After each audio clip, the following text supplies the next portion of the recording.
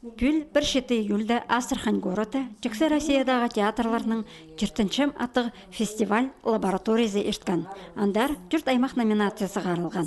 Ол ең артық ойын, ең артық режиссер, еренерінің пазайпшыларының ең артық рөлі. Хаказ драма театрының артистері бұл фестивальға Николай Каледаның ол пазахыз ойынын апарғанар. Иде шет артист Юлия Чепашева епші кізінің ролін ең артық ойна бұзған үшін дипломның пазасайықның танықтатқан. Аны шарғыжылар сценада посоңдайлық иптік көрімнің базапрай шүрен азынып ойнан танықтаныр. Мұндағы оңдайның біздің артистерге Россияның 12 аймақ регионынан келген күстік театрлар арасында чая чоғыстарын сынерға келіскен.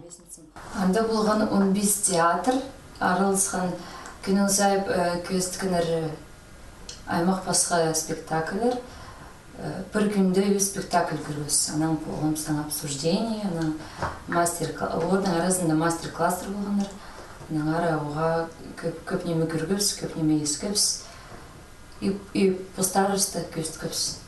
Танықтарға керек, ол пазахыз ойының премьерасы бұқтыр 1 ноябрьде ешткан. Ол регионар арасындағы ақтадыр фестивальде ең артық ойын база епші кізінің ең артық ролі көрімлерді танықтатқан.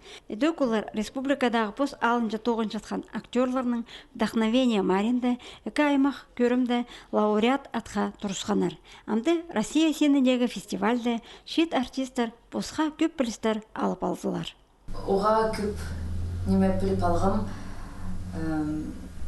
қайди керек ойнерға, сценада қайдақ болшылар, актерлар, спектакльлер, режиссерлар, кізілер, оға ашықшарақ кізілер болғанлар. Көбіз посқа жөнініз, пісері пастырғанлар, қайдидегі постарының көңілерін шоқтанлар.